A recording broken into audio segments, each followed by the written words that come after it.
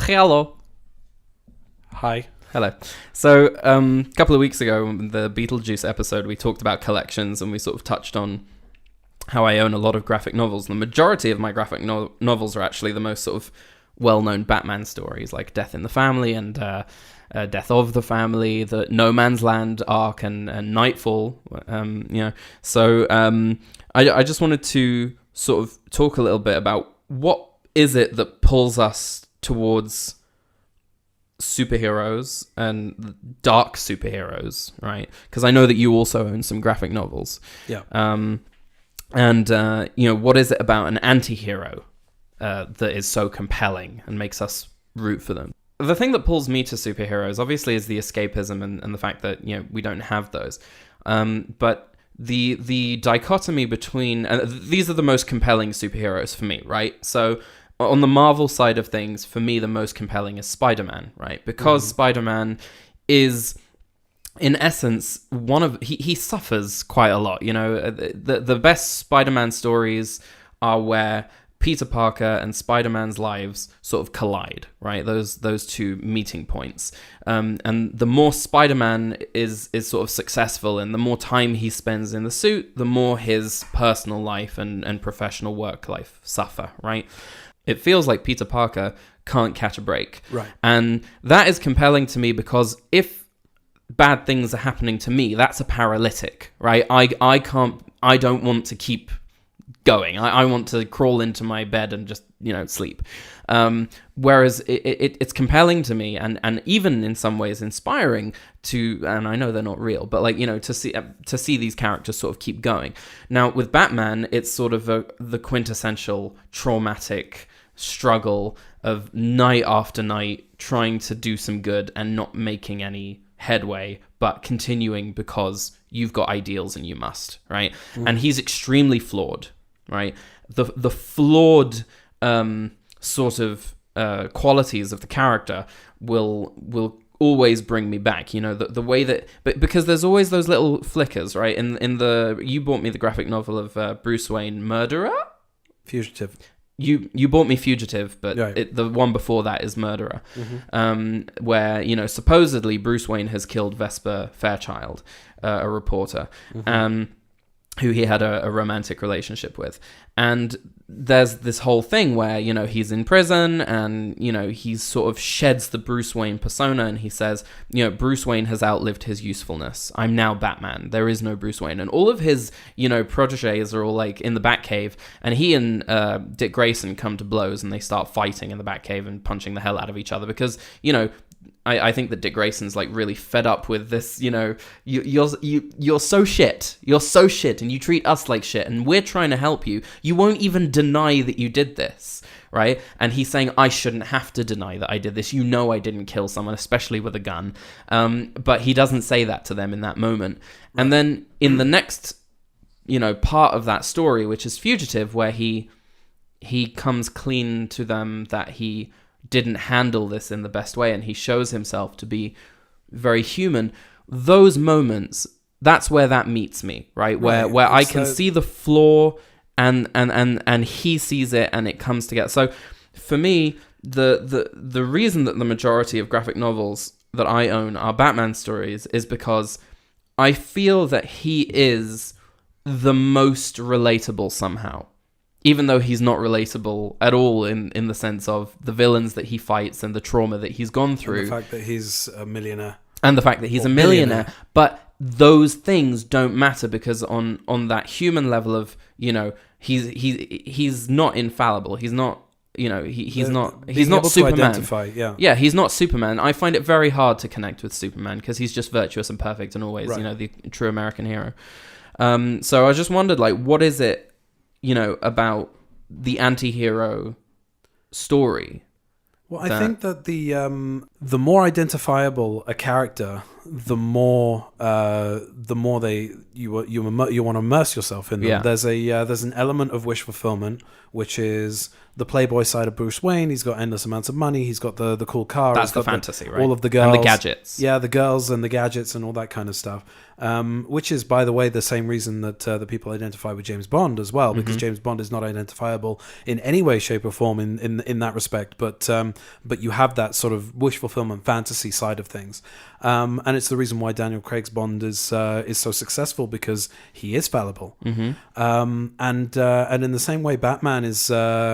There's a darkness in him, and he's almost crossing the line all the time. And it's that idea of there's a darkness in me, and would I be able to suppress it in this situation in the same way that this character does?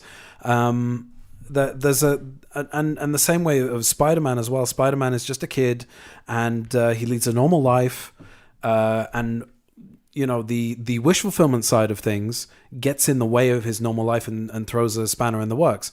So I think that as a viewer or a reader, his sense of honor and responsibility outweigh his selfish needs for gratification in his personal life. Occasionally he does give in to the selfishness of and that affects his Spider-Man life, which is basically how we all operate on a day-to-day, because if we want to have a relationship, if we want to get married, if we want to put our feet up and relax a little bit, we don't have the weight of the world on our shoulders that says you can't do that because your loved ones will be in danger, etc., etc. So it's very interesting to in the same way that science fiction can comment on the current state of the world, you're taking something that's fantastical and you're placing it in a real world context, and then then as a viewer or as a reader, you're imagining the what if of it, and sort of applying it to your own life.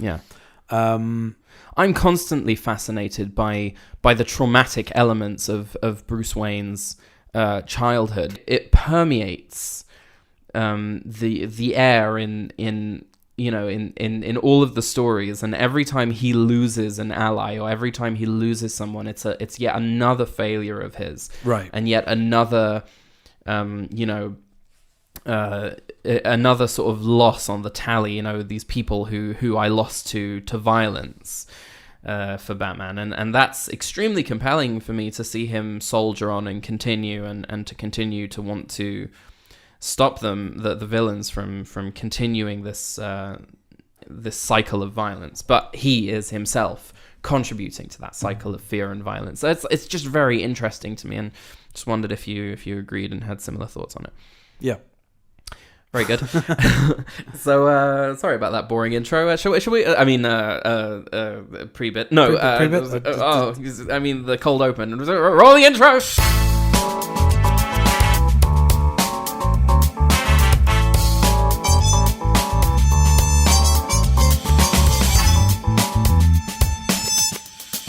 What's our seat number? Hello and welcome to What's Our Seat Number, the show where we smear clown paint on our faces, dance about to Prince, and ask, where does he get those wonderful toys? You are listening to the delightfully wacky tones of Simon Gross, slightly nasal, a tad high-pitched, but entirely foxy. With me as my co-host and movie-going soulmate, the umbrella to my penguin, the scratched-up penny to my Two-Face, the rise to my Dark Knight, and the nipples on my Batsuit, it's obviously Johnny Gross, a filmmaker and Batman t-shirt owner. Hello, Johnny. Hi there.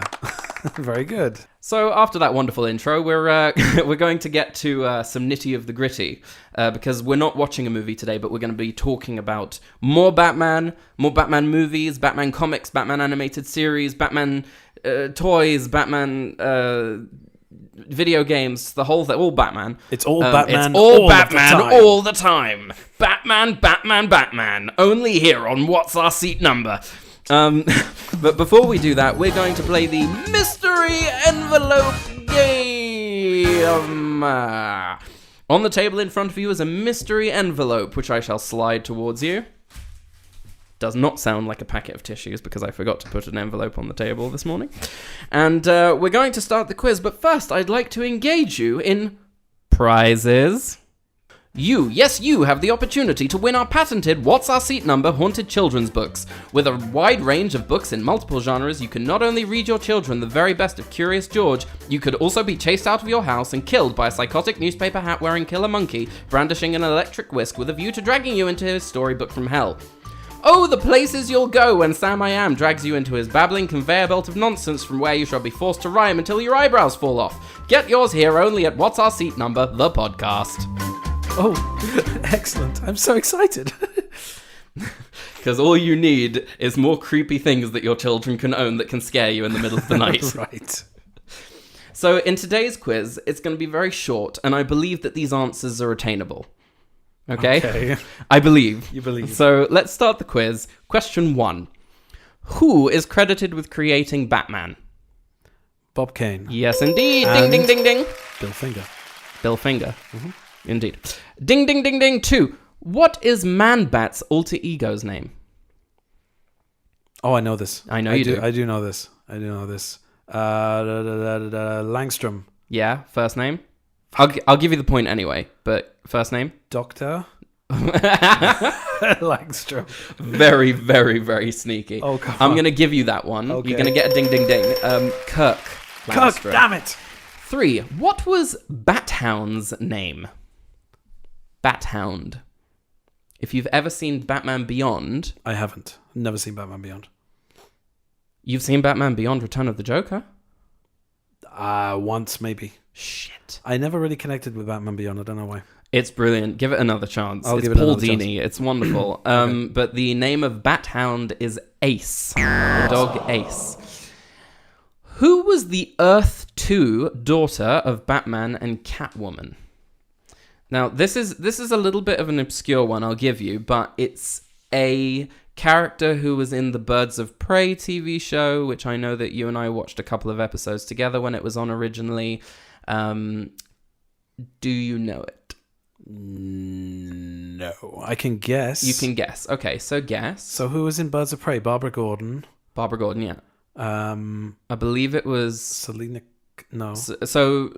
So in the show, her last name was Kyle. Mm-hmm. But in this context, her last name is Wayne. And her name begins with H. I don't know. Helena Wayne. I wouldn't know. No. Which of the following characters did Bruce Wayne have a son with? A. Catwoman. B. Talia al Ghul. C. Vesper Fairchild. Or D. Vicky Vale. It's Talia al Ghul. Yes, it is. Well done. For extra points, can you tell me the name of the child? Oh, shit. This is a Robin. Yeah, I know. Oh, I remember. I'll give you one clue. Ready? Mm-hmm. 666. Oh, Damien. Yes. Yeah. This is an easy one. Who killed Jason Todd? The Joker. What is Mr. Freeze's wife's name? Nora. Yep. Who first replaced Batman when he was paralyzed by Bane? Azrael. Well done. Hey. Well done. That was fantastic. Okay, I am going to give you your haunted books. Oh, yay. Enjoy not sleeping anymore. That was very good, Johnny. Well done. Thank you. There's a few in there that there's no way I would have gotten, but... I feel that these are not unattainable. Like, I felt some of Batman these... Beyond and Earth 2 are not... Yeah, no, I thought that maybe because of Birds of Prey, because we did watch it, that maybe you'd remember that her name was Helena, If at we least. watched it, it would have been... A long time ago. It was a long time ago. Yeah. And I was actually counting on the fact that you'd watched Batman Beyond. Because you had DVDs of Batman I had Beyond. one DVD of it. I had the Return of the Joker. You also had... you got it from a friend or something, Yeah, but you I don't think I ever had watched some episodes, which I watched during the summer of my high school experience, which was really good. You have a little something for us, don't you? Thank you very much for that. That was very entertaining. Thank you. Riddle me this. My first half can follow skin, price, or toe. Oh, fuck. And my second can follow fishing, zip, or under. What the fuck is this? This is a riddle. I I'll say know, it but again. that's not fair. I'm not Batman. I'll say it again. I'm not clever. My first half can follow skin, price, or toe. Johnny, this is not my forte. And my second can follow fishing, zip, or under. You're looking for the second word.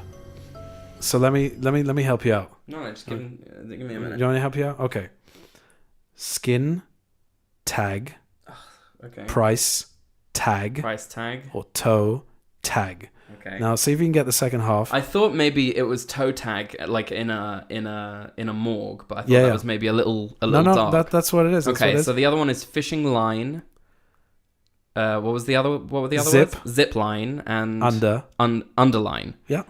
Okay, so tagline. Oh, it's the tagline game! It's the tagline game! Johnny, I'm not clever enough for this sort of thing. You can't drop that sort of thing on me, and everybody's going to know now that I'm really, really stupid. I just can't. It's not... I mean, everybody knew already, but it just sort of underlines it. Ah! I thought I was being really clever. You were, but you have to remember that when you're being clever, I don't have the capacity for such. Okay? Okay. So this week's tagline game is going to be slightly different. I love how you like making me look stupid on this podcast. I did not. You enjoy it. I really thought you were going to get it. Because you give me way too much credit. Okay. So the tagline game it has to be like Joey level. It has to be like not cat, but rabbit. Okay. This week's tagline game is slightly different. We have 7 Batman movies. If you're able to cut around that to make me seem less dumb, that'd be great. But whatever, do what you gotta do. We have 7 Batman movies, and you have to match the tagline to the correct Batman movie. Oh no! Oh no. Okay. Easier if they're written down and I can just sort of like, draw lines to them like a child on a child game thing, like, but whatever. Okay, go on. Oh, I should have done that for you. But the viewers... With a crayon, I'll do it with a crayon. The viewers wouldn't be able to see it, so Right. it doesn't really help. Okay. I have shuffled them all up so you don't know which is which. Here we go. This summer, evil fears the night. Okay. Half a face and some riddles ain't nothing for the night. Hope is lost, faith is broken, a fire will rise. Okay. Justice is always darkest before the dawn. Okay. Welcome to a world without rules. Mm-hmm. Strength now, courage always, family above all. And above Gotham looms its greatest hero. And that one has a second tagline that's going to reveal it. If you get stuck. So, the first one. This summer, evil fears the night. Okay, there are a couple that I know for sure. So let's run through them, and the ones that I know, I'm gonna say the all right. thing I'll give for, you and the. then we'll cross those out. Okay. Okay. Let's do this in a very orderly manner. A pen above you, right there. Yeah. There we go. Okay. This summer, evil fears the night. Okay, so we'll come back to that one because I have an idea. Half a face and some riddles ain't nothing for the night. Batman Forever. Correct.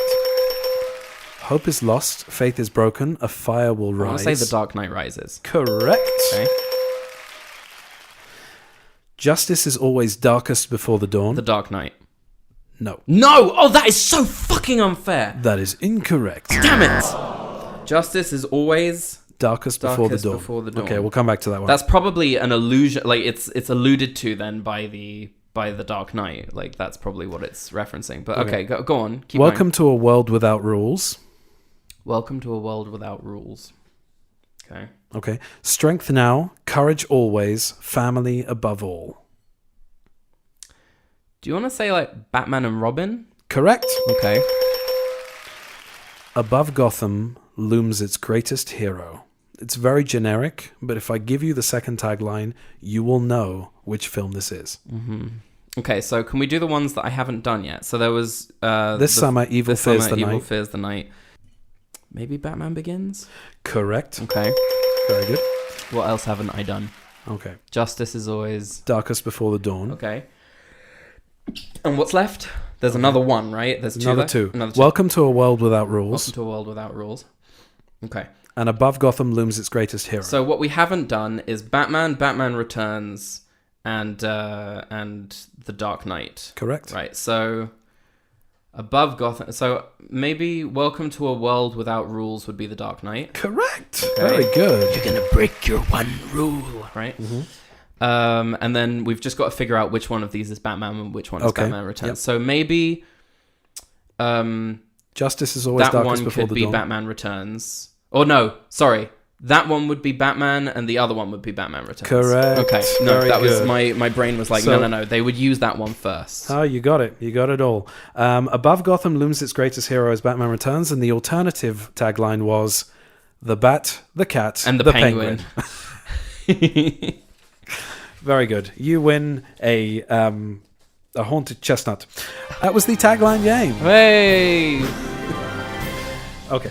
I love that you made a riddle. I love that you did that. It's so on theme, and it's wonderful. But you've got to remember that I am an idiot, and that there is very little IQ here beyond the ability to sometimes draw something that looks like something. You're selling yourself short because... I'm really not. No, you are. Because every time you say that, like, after the fact... You go, oh, I was thinking tag, but then I thought it might have been because you're second guessing yourself. No, you did with solve riddles. it. I'll tell you what happens with riddles, right? And this is a real thing. This isn't me, just for cartoony effect. I hear a riddle, and there are lots of moving parts, and part of my brain is going, like Batman, like, okay, let's figure this out, right? But then the part of my brain that is real goes, nope, gonna step out for my break, you deal with this, and I'll be back when this ordeal is over. And it steps out, and then I'm that's left... That's what I'm saying is that you second-guessed yourself, but your instinct was correct, and you did solve it. Batman instinct. Yeah, indeed. So yeah, that was lovely. Thank you very much. Yeah. The tagline game. I like the idea of like next time. Can I have like a little worksheet with like crayons and just like I can draw the lines. What's your next thing, or do you want to move on to crazy casting with K's? Let's do crazy casting with K's. I feel like the games are fun. The games are fun. Them. Okay, so here we are. Crazy casting with K's. Okay, so this week we are talking about various Batman movies, and I will tell you the name of the Batman movie that I'm talking about to make it a little bit easier. Okay. So for Batman, this replicant and secret man was originally cast as Vicky Vale, but had to pull out when she injured herself falling off a horse in prep for a scene at Wayne Manor. This replicant and secret man was originally cast as Vicky Vale. She was also up for the role of Catwoman, but lost out to Michelle Pfeiffer. Replicant? Yes. Like Blade Runner? Yes. What's her name? It's gone. It's disappeared. It's completely... I know. I can see her. Yes. I can't... Listen, pet dick. Oh, please. Oh, fuck. No, I can see her. I must get that. I don't remember her name, but can I have the point because I remember her? Can I have a clue, a hint? I'm giving you a clue. Okay, her first name is a dude's name, and she shares it with a Bond actor. Her second name implies age.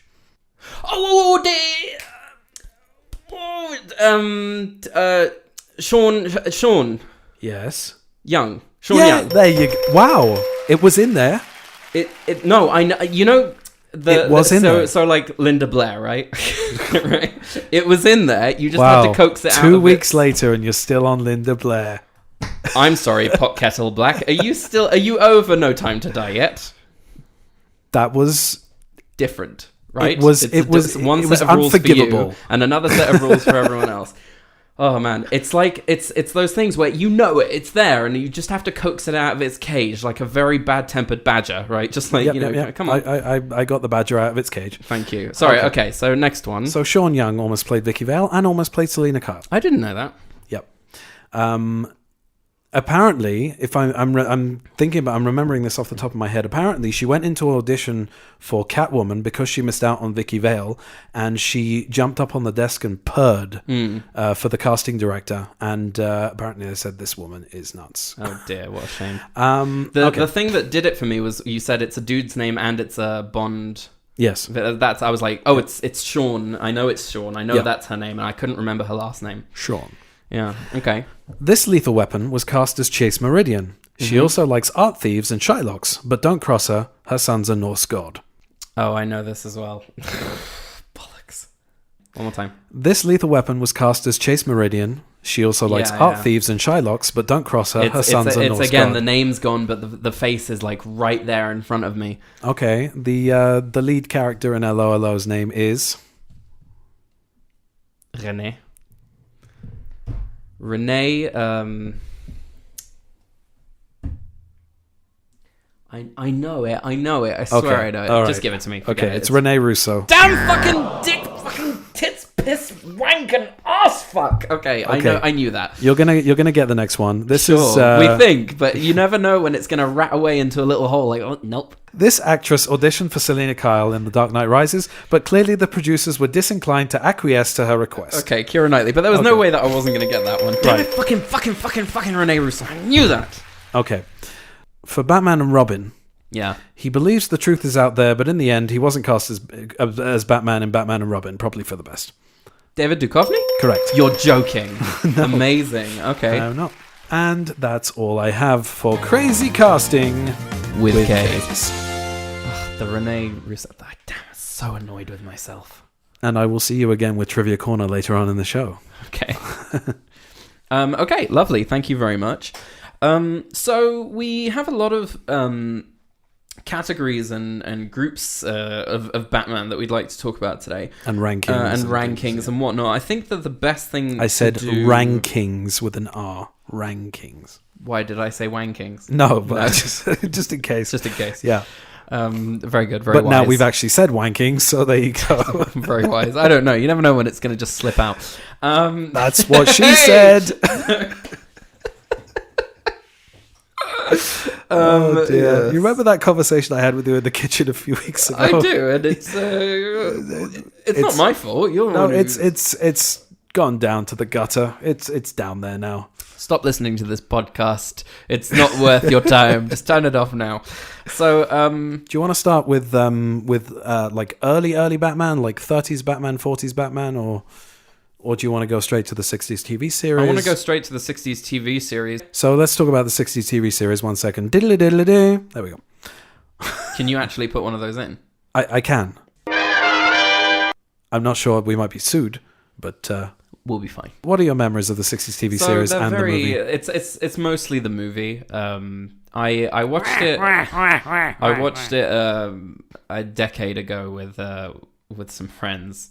And there's that whole scene at the beginning where they're sort of trying to solve the Riddler's riddles. And it's like, Rushing people?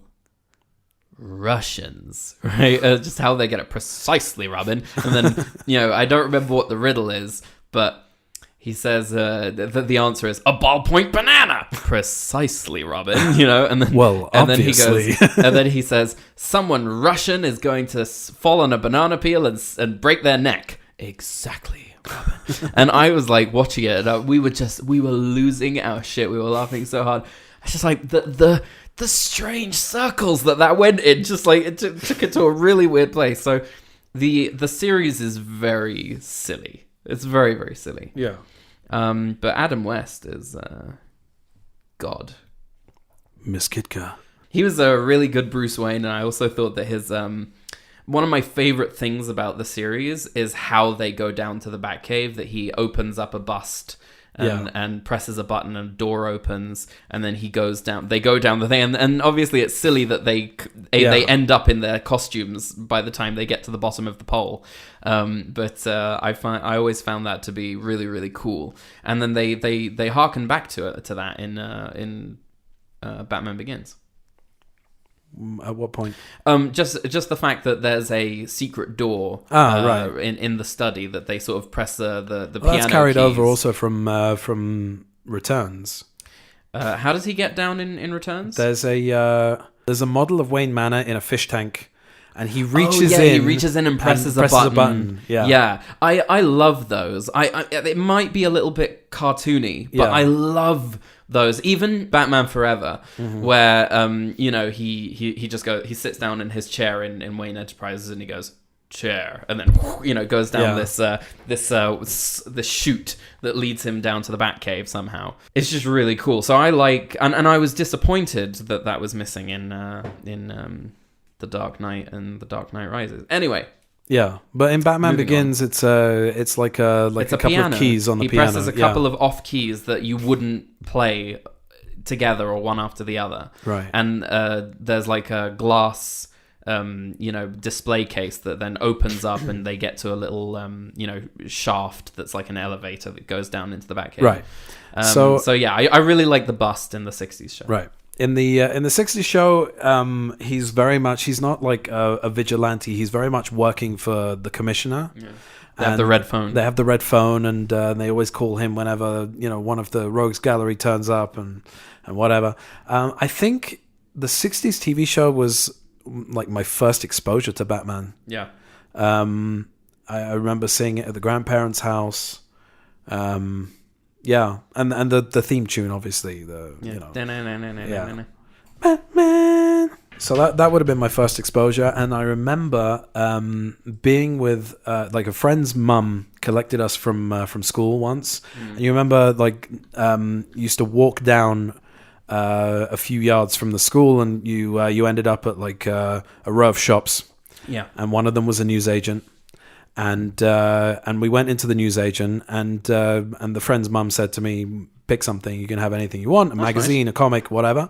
And I chose a Batman comic, and I was little. I must have been like 7 or 8, something like that. And the comic in question contained it was the Obia Man. Mm-hmm. You remember that? Yeah. And a lot of like Joker violence. It was was the Tim Drake era. This must have been after, because Obia Man killed Tim Drake's parents. So it was quite frightening and quite violent, and I'm not sure I realized that when I got it. Right. And so that was my other exposure to Batman. That I think I was very familiar with the TV show. I'm not sure if by that point I had seen the 1989 movie. I'm not. Yeah. This could have been a little bit before or after that. I'm not sure. And there was the TV show that didn't start until the animated series didn't start until '92. Yeah. So this could have been before that. So that was, I think, my first exposure to dark Batman. Yeah. And I was scared. I was scared of it. Right. So yeah. And then I remember Batman 1989 premiering on BBC One, and there was remember the BBC One Globe? Yeah. They used to spin, and they used to say, now on BBC One, Michael Keaton and Jack Nicholson star in the blockbuster comic book movie Batman. Be advised, parental guidance for some scenes may be unsuitable for younger children or whatever. Yeah. And it was Christmas, so they had all the Christmas stuff and the snowing and all that kind of stuff. And this one was like the bat symbol instead of the number 1 inside the globe. And it was I think it was the bit where like that they'd taken a still of when the bat plane goes up in front of the moon. And I vividly remember that. And I remember our father telling me that it's very adult, it's rated 15, you can't watch it, and blah, blah, blah. And I remember watching it through my fingers and being really, really scared of Jack Nicholson's Joker. It was very violent, it was very dark, and I was not prepared for it. Mm-hmm. So yeah, that's sort of like I think my first exposures to Batman in various stages of my childhood. And then obviously there was the animated series, which I was absolutely completely Which was, I think, my first sort of exposures. Right. And the Batman Adventures comic that you had. Yeah, so the Batman Adventures comic, for those who don't know, was a tie-in to the animated series. It was drawn in the style of the animated series. And a lot of the stories were written by Bruce Timm or Paul Dini, who were responsible for the animated series. And it was just great. I loved it. I used to lap it up. There were these really like thin weekly comic books or monthly comic books. I can't remember what they were. Weekly. And they were, I think, 24 pages each. And I just used to read them over and over again. I recently bought all the omnibuses up. I know. I reread them. You lent them to me. It was really a nostalgia trip for me. Yeah, but what struck me is how good they are. Yeah. I mean, obviously the graphic novels of the Long Halloween and the Killing Joke and all that stuff are very brilliant. Frank Miller and Alan Moore and the Dark Knight Returns, etc. But Tim Sale wrote the Long Halloween and Dark Victory. And these comics were a little bit, I wouldn't say kid oriented. I would say that they're a little bit lighter. Yeah. But they retain the general atmosphere of the animated series, while at the same time amping it up just a little bit, Yeah. and doing things in the comic book that they couldn't have done in the animated series because it was aired on Saturday mornings for kids. Yeah. So I always really appreciated that, and I think that I own mainly those.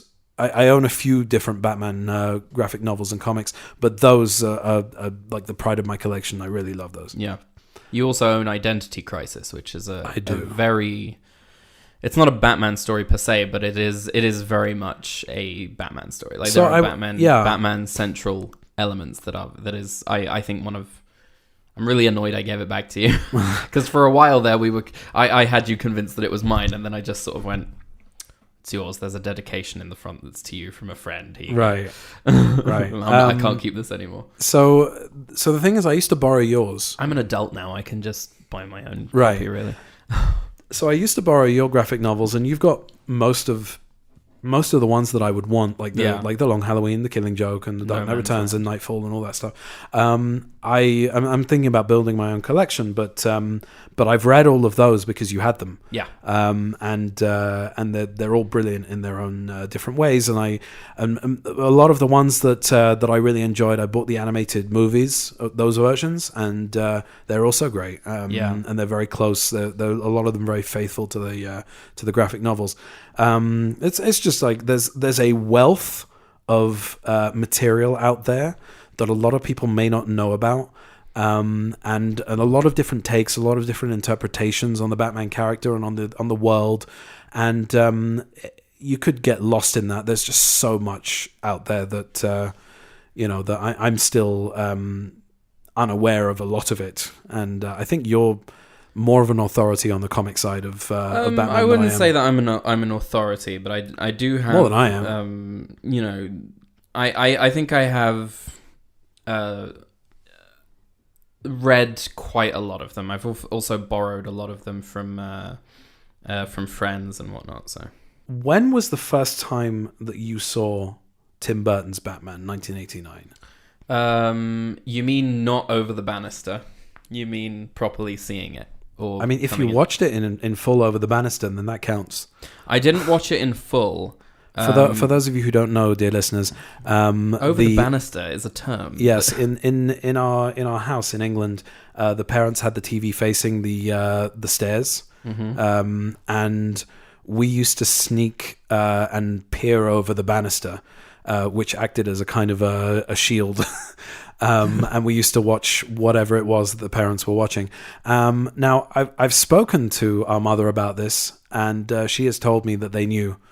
But it was never enough to make them stop and sort of like come up and go, "Oi, I can see you there. Go to bed." I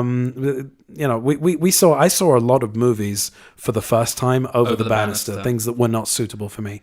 So yes, your experience watching Batman 1989 over the banister, please. I think that I freaked out when in that scene where the Joker sort of sees a mirror, right? And that scene, I was just thinking about that. That scene where he gets his surgery is extremely that scared the shit out of me. Terrifying, because that laugh is he's broken. He's like that's where he breaks, right? And he goes crazy. So it's the first time that I thought of the Joker as dangerous. I think just incredibly scary, and every time I see that scene I get like freaked out. I think it was I probably came into contact with it properly after the animated series, right? Because I used to watch the animated series on Sunday mornings, like it would be on you said it was on WhatsApp Doc, and that's when I would watch it. And I also had a couple of VHSs from that had Batman episodes on them. But the Tim Burton's Batman is, I think,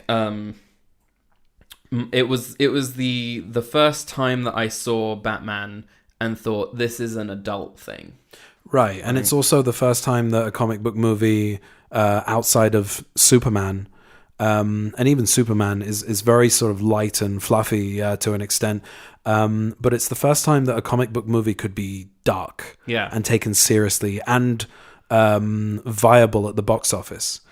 And I think that it was also the first time that people had seen Batman as represented in some of the darker comics of the 80s.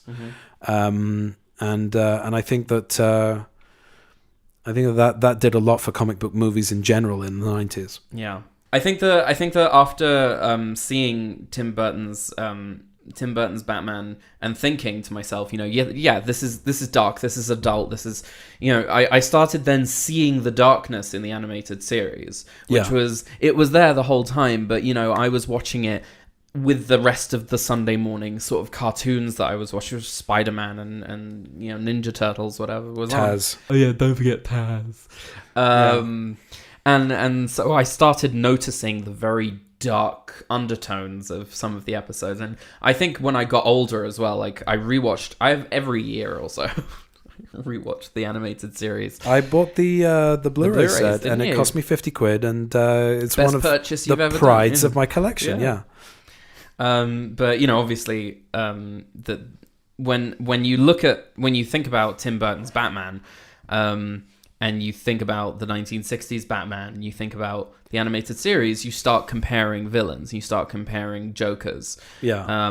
And Jack Nicholson's Joker is very murderous and unpredictable and very camp in certain ways, like the sort of dancing thing that he's doing on the float. And the dancing through the museum. Gentlemen, let's broaden our minds, right? There's an uneasy combination of Cesar Romero. Yeah. Or Cesar. I don't know. Cesar Romero? Yes. And the Joker as portrayed in The Killing Joke, because I know that Jack Nicholson has spoken about that before, that they got a lot of inspiration from The Killing Joke. And that's like that kind of like light campy kind of giggling Joker versus the murderous, more dangerous side of the Joker. He always scared the shit out of me. Yeah, definitely. I remember talking to you one time about Mark Hamill.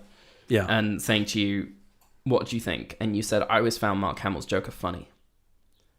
Okay. You said this to me back in our first house here. Mm-hmm. And I remember coming away from that conversation going, what? Like, I don't find Mark Hamill's Joker funny at all. I find him terrifying. So it depends what Especially you're in my talking number about, one because on my list. There are certain episodes and there are also certain stories in the Batman Adventures where he is the butt of the joke by the end of it. Yeah, but you'll find like most of the Paul Dini ones are the ones where he's a murderous. So there are certain things like was it the Laughing Fish?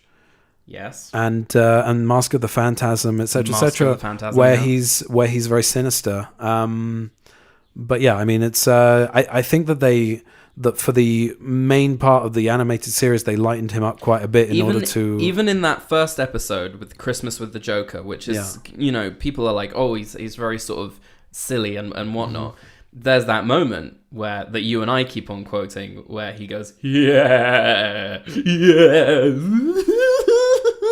It's very very creepy. You and I laugh about it, but it's really a creepy moment. And I remember watching that and being like, what the fuck am I looking at? It's terrifying. Like, it's very scary.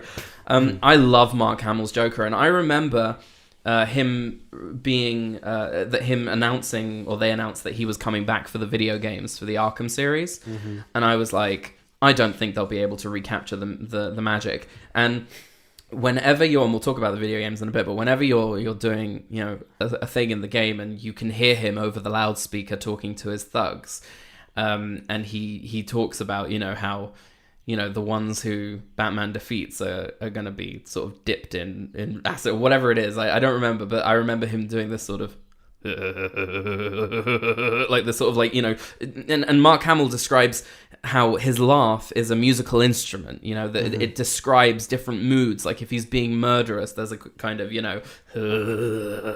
kind of feel to it, and when he's joyful, there's like a there's like a crazy thing. I'm not doing an impression. You can't do an impression of Mark Hamill's Joker, but it's the idea that the laugh is a musical instrument is what makes his Joker to me so compelling and frightening. Mm-hmm. Okay. You wanted to ask me about my top 5? Yeah, so give me your top 5 episodes of the animated series and why they are where they are. So There are lots, and I found it very, very difficult to choose. I think I would... To clarify, we're talking about the original run of the animated series, not Batman Beyond, not the new Batman animated adventures, and none of the movies are included. Yeah, we're talking about the original run. To be clear, though, I think that my favorite iteration of the Batman the Animated Series is, without a doubt, and I know this is cliche and everybody says this, it's Mask of the Phantasm. No, I was going to say the same thing. Okay. I was going to say it's not cliche, it is just true. It is because it was the pinnacle of animated Batman. A video. Because it was a film, and they could they went PG, right? Yeah. They were able to put in blood and more sort of adult themes and the portrayal of Mark Hamill's Joker. Mm-hmm. That moment where the Phantasm walks into Valestra's old age home and pulls down the newspaper, and you see this frozen rigor mortis, sort of, the smile, and it goes, looks like you're not the Bat at all, is absolutely terrifying, and it still makes me shudder, and it's just and it's just a great adaptation of the animated series, and it encapsulates the darkness therein. Right. But go on, what is your list? So my list is as follows, in no particular order. Right, mine's also in no... I couldn't do it either. Mine's also in no particular order. I think they're more or less in order of, because I went down the list. Beware the Grey Ghost. Okay. I love that episode. It's got Adam West in it. Mm-hmm. To summarize quickly, Adam West plays Simon Trent, who is an actor on a TV show that Bruce used to watch when he was a child, and the show is called The Grey Ghost, and the Grey Ghost bears a lot of resemblance to what Batman became, so you can see where Bruce got the inspiration for Batman. And basically there's a criminal who's reenacting bombings from the show, and Batman teams up with Simon Trent in the present day to solve the crimes, and Simon Trent is very reluctant, and eventually he sort of becomes the Grey Ghost. And it's kind of an interesting episode because you see Bruce kind of realize that his idol isn't exactly as heroic as he originally thought him to be. It's just I enjoy the interplay between them, and I enjoy the sort of the background and the sort of delving into Bruce's psyche, as it were. Okay, Feet of Clay. There are a few two-parters here. Yeah. Okay. I always love Clayface. There's also a story called "Larceny, My Sweet" in the Batman Adventures, which I love. I read it. I've read it over and over and over again. And Feet of Clay is a great, I love the idea of the actor, who's voiced by Ron Perlman, putting on this face cream that's supposed to that helps him change face and all that kind of stuff, and in the end he's kind of drowned in it, and it takes him over, and he becomes Clayface. I don't know why I identify with it. I enjoy it. It's a great story. Two-Face obviously is another two-parter. Mm-hmm. That is always cited on top 10 lists of great episodes because it really is. It's great. It's a great two-parter that shows you the origin of Harvey Dent becoming Two-Face, and the moment when what's the name of his love interest in? I've got it's not there. No, it's gone. But when she sees him for the first time in the hallway next to the window, and the lightning crashes. The lightning. Yeah. Heartbreaking. Yeah. Number 4 is The Laughing Fish. Mm-hmm. I just think that for animated series Joker, it's one of the most creepy. Yeah, it is. It is the most creepy, outside of Batman Mask of the Phantasm. And I think that to me, if I was to choose an episode of the show that's quintessential Joker, the best Joker story, I think that's the one. It is. I was also toying with Joker's Favor. I like that one as well. but Laughing Fish won out. And the last one, you might stepping on my list a little, but go on. Sorry, and the last one, I'm not sure if you agree with me on this one, but it's one that we watched over and over again, and that is "If You're So Smart, Why Aren't You Rich?" Why aren't you rich? In which is the origin story of the Riddler, and I love that episode. I don't know quite why, but it's a great story. And forget it, kid. I've handed him his walking papers. Yeah, it's just fun. It's like there's a computer game that Edward Nygma has created, and he creates it in real life, and they have to go through the maze. And I don't know. I just enjoy that one. By the time you get out of the maze, I'll be out of the city. Yeah. You know who that is, don't you? That's John Glover, who plays Lex Luthor's dad in Smallville, and he also plays. Oh, really? Oh! He's also the evil doctor in Batman and Robin, who kills Poison Ivy. That's crazy. Yeah. Oh, brilliant. That's simple. The human brain. Ooh.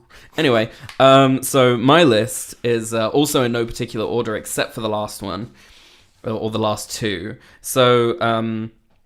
I really like a lot of these are sort of Joker-centric, but I like at number 5 is The Man Who Killed Batman. Okay. One of the reasons I like that, and it's cited a lot in a lot of top 10s and interviews, whatever, is that line that basically really tells you everything you need to know about the relationship between Joker and the Batman, where he says, you know, put everything back, Harley. And she's like, put it back. And he like smacks her around the face. Right. And she like, I'm putting it back, boss. And he's like, he's not coming. Without Batman, crime has no punchline. And that's like such a... Yeah. It's so great. So that's number 5. I really like that episode. Even though the Joker isn't really featured for a very long time in that episode. I also really enjoyed... this is also a Joker episode, which is Joker's Favor, is number 4. We're on 4, right?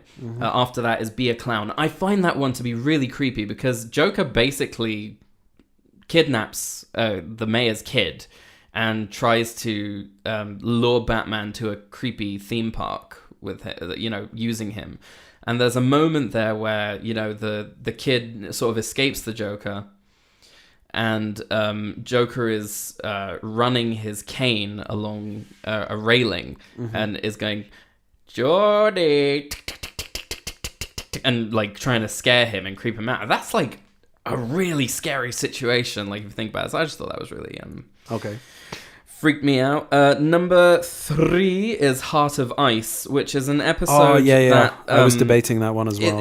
It's basically the fact that Mr. Freeze is such a comical character in Batman and Robin that they completely missed the tragedy of his But it was directly character. inspired by Heart of Ice, which boggles my mind. I don't understand it, because Heart of Ice is such a heart-wrenching tragic episode, and the way that Mr. Freeze sounds like a dead zombie character. He's dead, and you know, like in his heart is frozen. You know, it's like it's very. But he's obsessed with bringing his wife back, and he wants to, you know, he wants to find a cure. And I find that to be instantly relatable, and also, you know, heartbreaking that at the end, you know, he's sort of sitting in his cell at Arkham and by himself, and the snowflakes are sort of falling in there. It's just very, very sad. And to follow on from that, a movie that is often forgotten is Batman Mr. Freeze Sub-Zero. Yeah. And that's a great companion piece to Heart of Ice. Yeah. And the number 2 is Perchance to Dream. That was the one. I was thinking about that, just thinking about that. That's the Mad Hatter. Yeah. The Mad Hatter is like... He puts him into some kind of dream machine that makes him live his perfect life. And in this perfect life, episode. He's not Batman. Both of his parents are alive. He lives with them in Wayne Manor. And he's engaged to Selina Kyle. And, you know, there is a Batman, but it's not him.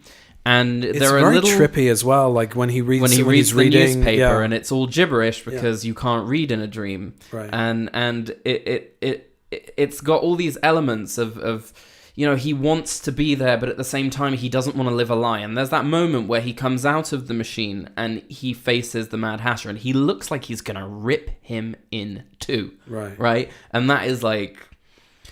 But for me, number one is, you've said it already, but it wasn't your number one, is the laughing fish. Because of how murderous the Joker is in this story.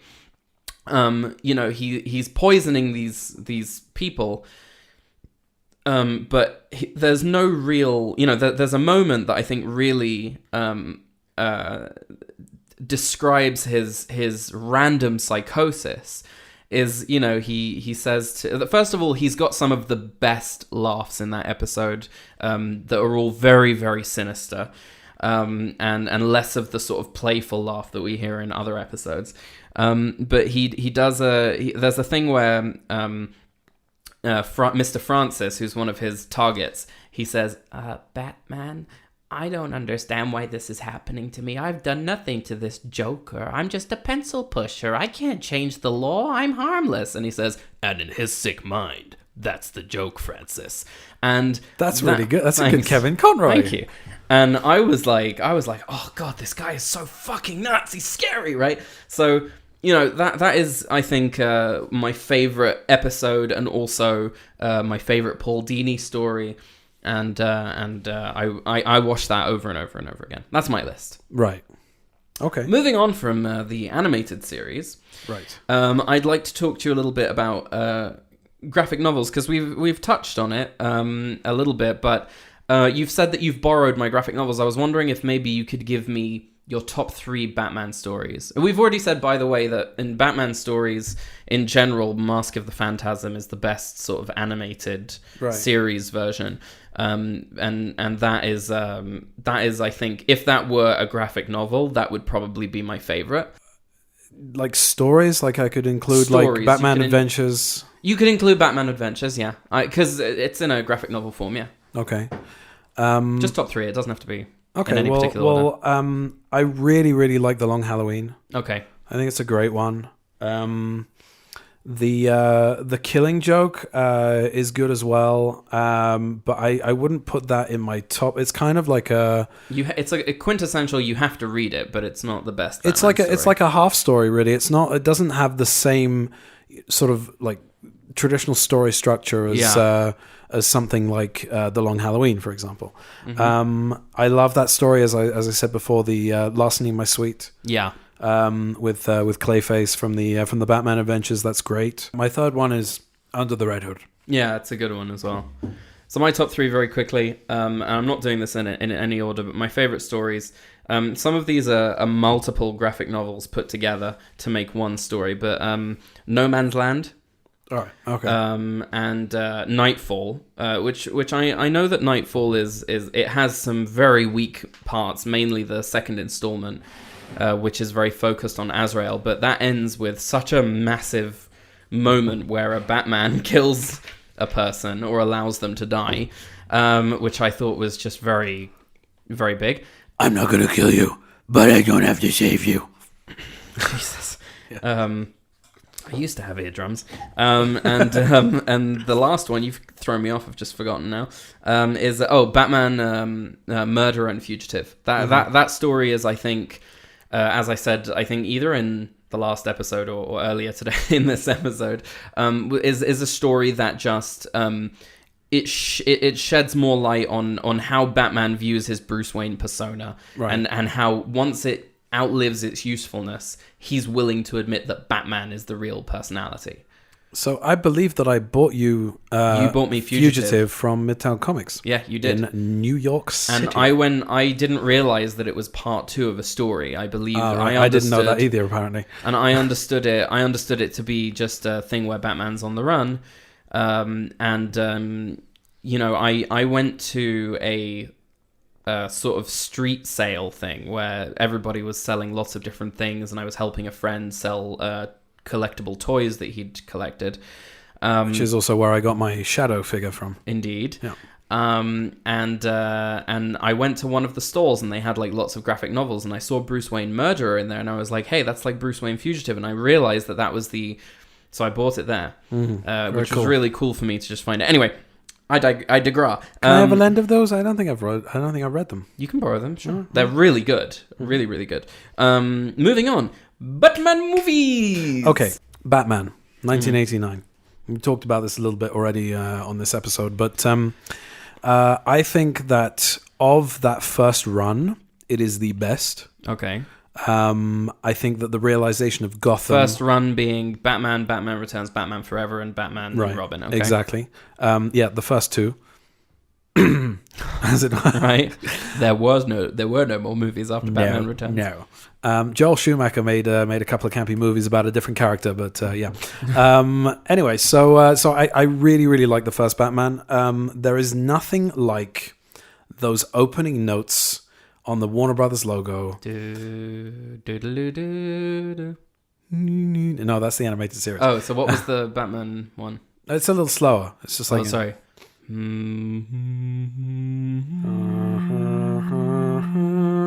Brilliant. That was beautiful. Lovely. Keep going. Everybody wants to listen to us doing the Batman music. You know when you think that you sound like an orchestra, but then someone else listens to you and you sound like you say... It's like that. We'll talk about that in a second. I knew that you had a thing about that. Yeah, Is that of course. Still up your bum? Of course, it's still up my bum. It's up yours as well. Don't you? It's up my bum, but it's up yours. But it's like that representation of that scene in Ant-Man where they're fighting in the model train. That's it. And then they crash and it's like da-da-da-da-da-da, and it's like two toys just from very far away. crash. They just fall off the tracks. Yeah. It's really funny. Yeah. Like it looks like it's going to be this massive crash, and there's just So I think that Danny Elfman's theme and Tim Burton's style is like the perfect marriage of, not since Indiana Jones and Star Wars and Superman, like those like every time John Williams did a theme, it was just that's the theme. Yes.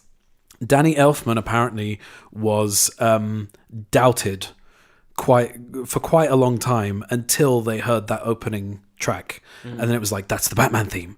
And to me, even though I love the other representations thereof, aside from Elliot Goldenfeld's theme, which I will talk about as well, but Hans Zimmer and James Newton Howard did a wonderful job on Batman Begins, and Hans Zimmer went on did the Dark Knight Rises, and then you've got the new theme from Michael Giacchino, which is also fantastic. From the Batman. There is only one Batman theme in my mind that is the quintessential Batman theme, and the fact that it carried over to the animated series, even though Shirley Walker did like a variation on that for a lot of it, it's still that is the quintessential Batman theme, and Michael Keaton is incredible as Batman. Yeah, he's really good. Originally he was Mr. Mum, he was Beetlejuice.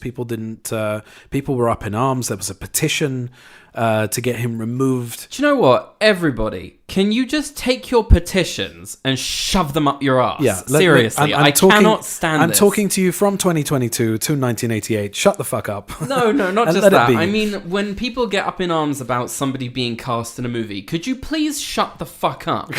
And just stop caring so much about this sort of thing. Everybody who hated Ben Affleck, I wasn't for it, but I was pleasantly surprised. I enjoyed aspects of his Batman, but look, we've moved on, and now our Pats, or as Johnny dubbed him, our Bats, is. I don't think that's yours. original. No. But anyway, so I think that Tim Burton's Batman. Things end is my point. We don't have to petition anyone. Take your outrage, put it on the side in a little cabinet, we close the door, we move on with our lives, and you can get back to worrying about things like, did I leave the stove on? Yeah, what a gravy that of grave about you. Indeed, I don't know what happened to me, but I sort of shriveled up and turned into a little wizard. Ebenezer Scrooge. So Tim Burton's Batman, the marriage of Michael Keaton. Sorry, I think I just had a bit of a minor stroke there. I'm really sorry. So you got Michael Keaton, you got Jack Nicholson, you got Kim Basinger, It's a great movie. I love that movie. It's endlessly quotable. It's dark, it's gothic, it's wonderful. And then you move on to Batman Returns, and there is an about turn slightly. It becomes more of a Tim Burton movie. He reimagines Gotham. He reimagines the visual style in a certain way. The addition of snow really changes things a lot, and things get darker, but at the same time campier, a little silly. And I love that movie, but to me, every time I sit down and watch Batman Returns directly after watching Batman, I always think it's a bit of a shame that they didn't continue on in that vein.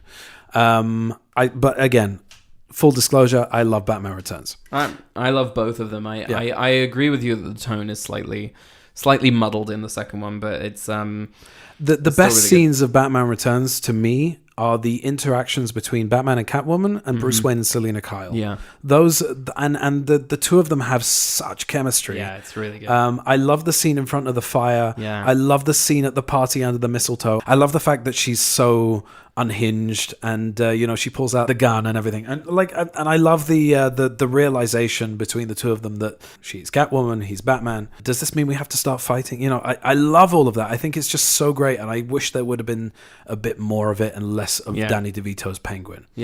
And then obviously you've got Max Schreck in there, who's played by the great Christopher Walken, and that's always good value. You can't deny that Christopher Walken and Tim Burton were made for each other. Right. And there should be more of that as well. Yeah. Because he's just so weird and kooky and, Especially when you give him weird and kooky hair in a Tim Burton movie. It just suits him. Mayor Oswald Cobblepot. I love it.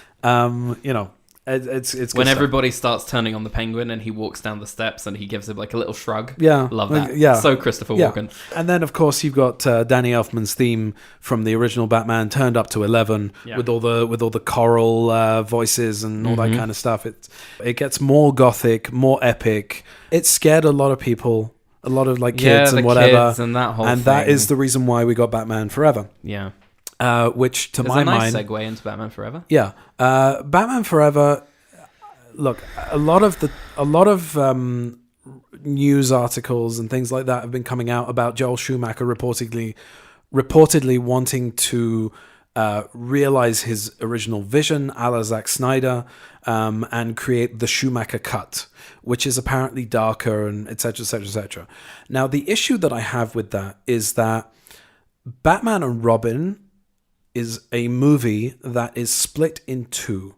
It has a dual personality.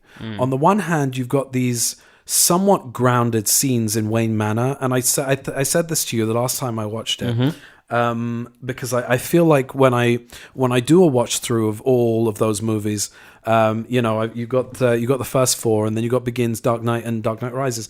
It's the same reason why I have to watch Die Another Day before I watch Casino Royale, because you want to get that full appreciation of the 180, the correcting of the course. Exactly. And Batman and Robin course is correction, as we say correctly in English. Right. Batman and Robin is sort of somewhat correctly described by most people as one of the worst superhero movies ever made. Yeah. There are a few bad superhero movies that have been made, and quite a few bad movies that have been made. I'm not sure that I would put it at the top of that list, to be honest, because there are worse, believe it or not. Green Lantern. Yeah. Or Spawn. But which is the only movie I've ever walked out of, as I believe I've mentioned on this podcast in the past. But so you've got these grounded scenes in Wayne Manor. You've got the relationship between Barbara coming in and Robin wanting to be more sort of independent and all this kind of stuff. Yeah. You've got all this sort of character drama going on, but that does not offset the absolute batshit craziness, excuse the pun, of what happens the other half of the time with Arnold Schwarzenegger's cool party, chill, everybody chill, the Iceman cometh, all of that stuff. The fluffy slippers. I hate when they talk during the movie, and it's batshit crazy. And then you've got Uma Thurman's completely over the top Poison Ivy, which she brought back again for the Avengers. Exactly the same character, doing anatomically correct. The same performance, the bat nipples, the Bat credit card, never leave the cave without it. The rubber lips, the massive plant that eats poison ivy, Bane, darling. You know, the gorilla suit. There's a whole list of shit. Batman, like, is that forever? That's forever. You're Okay. running through very quickly. Yes. All of the traumatic. Yes. Puzzle, and it's a little too much for me, and the listeners can't see this, Yes. but I'm sort of sitting here with my head in my hands, like, as you're doing this. Yes, and Commissioner Gordon. I told the signal. Commissioner Gordon, like, dear lady. You know, it doesn't offset any of that. So when you look at Batman Forever, you've got, first of all, there's a very widely publicized story that Jim Carrey told about Tommy Lee Jones saying how much he couldn't sanction Jim Carrey's buffoonery, and that he hates him, and he like sort of hugged him close in a kind of like Fredo grip and said to him, I don't fucking like you, you bastard. I wish you would die. Something like that. But then Tommy Lee Jones's performance in that movie is entirely unsanctioned buffoonery. Let's be honest. I mean, he is trying to match the manic energy of Jim Carrey's Frank Gorshin impression. But can I just say about Batman Forever that the one thing that I really like about it, I don't like Val Kilmer as Batman or as Bruce Wayne. I think that he's very bland, and and you know, watching things like Kiss Kiss Bang Bang and you know, where he turns on in wonderful performances. Yeah, even something like The Saint, where he's like, you know, in disguise and he's doing an accent or whatever. You can see exactly how much charisma this guy has, and he could have been so much more in this film. Now, nothing. The thing is plank of wood. Is that Jim Carrey gives a really good performance if you think about it, because as Edward Nygma, there's an obsession, there's an insanity there that he's like, you're supposed to understand. I'll make you understand. And there's like a crazed obsession to him that he then tries to model himself into a sort of, you know, faux Bruce Wayne, and like there's some really interesting stuff there. How's my mole? Fine. If only it hadn't been as over the top as it was. So Jim Carrey is in a Jim Carrey movie. A Jim Carrey movie of that time was Dumb and Dumber, Ace Ventura, Liar Liar. This is before The Truman Show, and before Eternal Sunshine of the Spotless Mind, and before The Number 23. He managed to inject a depth to the character that Tommy Lee Jones was not managing to do. Right, but he is also extremely Jim Carrey.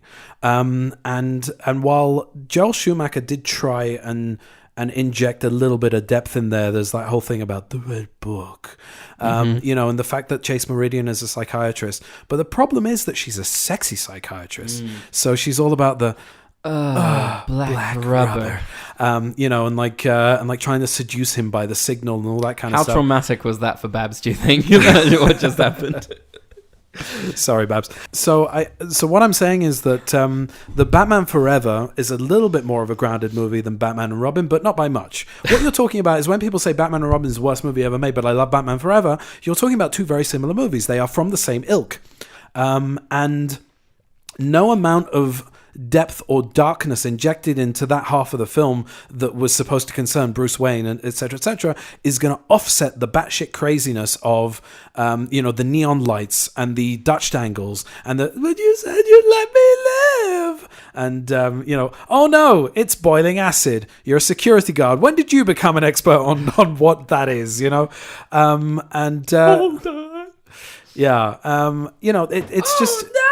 It's just really over the top, and I'm not sure that a Schumacher cut is really going to change anything. No, it's in that not going to make a lick of difference. But also, if we're already talking about things that are up your butt, shall we talk about the music? Yes, Elliot Goldenthal. I have to say, but there's a pre-bit to this. There's a thing here, is that you a said pre-bit? this. What's a pre-bit? Oh, fuck. You said to me originally, when we were kids, that one of the reasons that you hate the theme for Batman Forever is that it sounds like a kid playing with his action figures going, now tell the story. Yeah, so I was watching the special features on Batman Forever. Recently, yeah.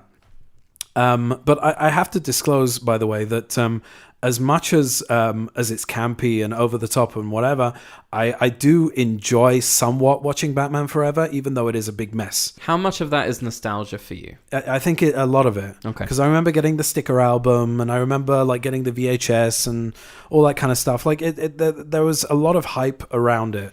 And it was the first Batman movie rated PG that I was actually allowed to go and see in the cinema, and because the other two were rated 15. So anyway, so I was watching the special features, and Elliot Goldenthal, the composer, is talking in his interview about how he came up with the music, and he said, "I just thought about what a child would sound like playing with their action figures." So then you sent me this. I was like, clip. "Oh my god, it's exactly what I said. I hammered the nail on the head." You really did.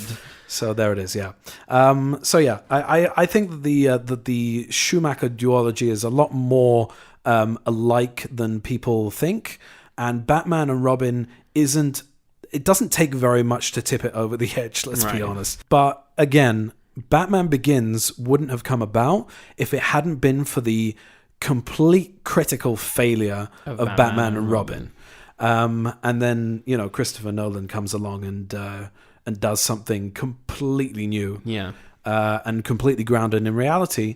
And I love it. It took a very long time, though. If you think about, the amount of time it's been since Batman was lost on the big screen. Yeah. You're talking about 2017. You're talking about Justice League. Yeah. And Zack Snyder's Justice League came out only a year ago or so. Yeah. And if you want to take it back even further, 2012, Dark Knight Rises. But we've seen Batman on the big screen since then, in the Justice League movie and all that kind of stuff. In this case, it went from 1997 to 2005. That's quite a gap. Yeah. And then Nolan comes in, who was not a blockbuster director, a complete left field choice, and absolutely inspired, to be honest. Yeah. So. What are your memories of Batman Begins? I'll tell you. My first... I remember seeing a website that had an image of Batman coming down that spiral staircase seen in Arkham Asylum. Yeah. I also remember that on the side of the website, in the margins, there were pictures of the other actors who'd been cast. There was Katie Holmes, there was Gary Oldman, there was Liam Neeson.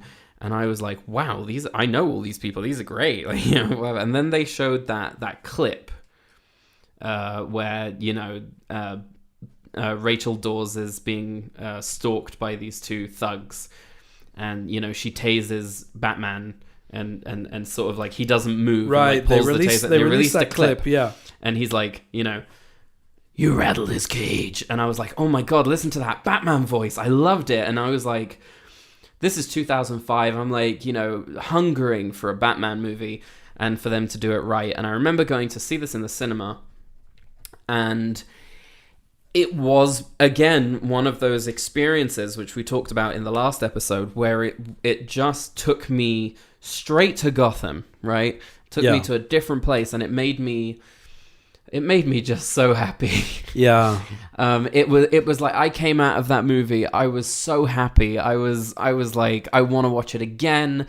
I want more. I want more Christopher Nolan. I want more Christian Bale. I felt like his Bruce Wayne. I felt his Alfred was brilliant. Michael Caine. I thought that that moment where he says, "What is the point in all those push-ups if you can't even lift a bloody log?" Right? It just. The whole, and it made me so happy. My family, my father built. And I get very Liam Neeson. Yeah, that turnabout was also like, I remember that you were saying to me when we came out of the film, you said I was hoping all the way through the movie. You said you saw him at the beginning and you were like, why isn't he like Ra's al Ghul? Why is he Roz? Yeah. We'll talk about the fact that they mispronounce several names in the Nolan movies. Yeah. We don't need to talk about it. They mispronounce several names in the Nolan movies. Yeah. There you go. Ra's al Ghul, sorry, was created by Julius Schwartz. And the name Raish actually comes from the letter Raish in the Hebrew alphabet. It's the head of the demon. Yeah. Yeah. Reish is also like Rosh, which means head in Hebrew. Yeah. So it's also in Arabic. Yeah. Here was the thing that really interested me about Batman Begins, The Dark Knight, and The Dark Knight Rises is Christian Bale's portrayal of Bruce Wayne. Right. So this is the first time that you actually have an in-depth window into the process of how he goes from Bruce Wayne to Batman, his psyche, understanding his psychological turmoil, what he's going through, and you actually get a sense of the character that you can follow him. Yeah. Whereas the first time that you see Michael Keaton's Batman, he's just Batman. And then, he's this awkward kind of socially awkward character as Bruce Wayne. Yeah, I think the way that the character's written and the way he plays it is wonderful. Yeah, there's something that's very that I feel is done in the animated series very well, which is the attempt on the part of Bruce Wayne to distance himself from suspicion of being Batman. In that, I think that Kevin Conroy might have been the first. I think it might have been the first one that did it, really, with Kevin Conroy. Yeah, that he's, when he's Batman, he's like, in his sick mind. No, so right? this is I actually it's have a common misconception. No, I have it written down in Trivia Corner, but the reasoning from it, you know what? I'll just like but to finish the thought that I was going to say, and then you can tell me why I'm wrong, is that Kevin Conroy, as Bruce Wayne, is a much higher tone in so like he's not going, but he is like oh, hello, Mr. Mayor. He's very very sort of not Batman-y, right? So I'm just going to drag this piece of information out from Trivia Corner. Because it's come up. So what I have written here is Michael Keaton, who calls himself a logic freak, was concerned that Batman's secret identity would in reality be fairly easy to uncover, and discussed ideas with Tim Burton to better disguise the character, including the use of contact lenses. Ultimately, Keaton decided to perform Batman's voice at a lower register than when he was portraying Bruce Wayne. This technique became a staple of future portrayals of Batman in film, television, and video games, especially those of Kevin Conroy and Christian Bale. I've read a lot of interviews with and watched a lot of it. Read as in when you see them in an article. Yeah. But like Kevin Conroy saying that he put a lot of thought into that, and he's often cited as being right because. If you look at the difference between Michael Keaton's voice when he's just kind of a little bit he's not changing that much. There's that scene in the Batcave where he's talking to Vicky Vale. Right. You can definitely tell there that he's gone into a lower register. Right. But his voice isn't so different from when he's Bruce Wayne. It's not so different. But he does change his voice though, and I think it's very possible that Kevin Conroy took that as a jumping off point. Yeah, sure. But there was a definite decision made by Keaton to change his voice, and that culminates in obviously the Christian Bale. So a lot of people have problems with this. I think that in Batman Begins, it's the best portrayal of that, right? Where as Bruce Wayne, he sounds like this, and then as Batman, it's you rattled his cage. Where were the other drugs going? Like I don't know that they actually did any amplification. So on the Dark Knight, they did. From the Dark Knight, Christopher Nolan manipulated the voice and made it a lot more sort of pronounced. And it's I feel, even though there's a logic to it in Batman v Superman, I find that the voice box that he uses, that Ben Affleck's Batman uses, is just a little bit over the top. Yeah, it is. Yeah. And I don't like it so much. I'm glad that Pattinson was told. Pattinson apparently started doing the voice and growling kind of thing, and he was told that no, don't do that. And he drops it to a whisper. Right. But it's not like hey everybody, I'm Batman. It's not like that. No, it is dark. It is it's I'm vengeance. It's just masking his voice by speaking like in a whisper, in a gravelly sort of whisper. And it's again, I wanted to sort of compare Christian Bale's Bruce Wayne to Robert Pattinson's Bruce Wayne. So I just want to say like that with Christian Bale's Bruce Wayne, one of the things that it's more in his actions than it is in his voice. In so much that what he does is he there's that thing where in the second movie there's that guy who Joker says, to people like, kill this guy, and Bruce Wayne blocks the truck from killing him with his car, and you didn't mean to crash the car into the van. And he's like, why? Who was in it? Right? And he's like, he's being rather sort of airheaded and not with, he's like, you don't watch a lot of news, do you, Mr. Wayne? But there's a lot of that derived from Zorro, from the Scarlet Pimpernel. Yeah. And absolutely. Yeah. And I think that that's one of my favorite things is when they try, when Bruce Kent. Wayne is 100% fine with, but with Clark Kent, the only person who I feel really did any kind of attempt was the Richard Donner movies, where it was Christopher Reeve, where he's like, but that's the gosh, but that's the concept of throwing people off the scent by behaving a little bit like a buffoon. Yeah, and he stands with like a sort of hunch. Yeah. Anyway, so moving back to Christian Bale, is that his Batman and his Bruce Wayne are very sort of like separated by that. Yeah. I really love that moment in The Dark Knight where he pulls the shotgun apart. He goes up to the goon and smashes him in the face with it a couple of times, knocks him out, and then pulls the gun to pieces because he's like, I don't like guns. Brilliant. But there's something really interesting about Robert Pattinson's Batman, Bruce Wayne. Yeah. That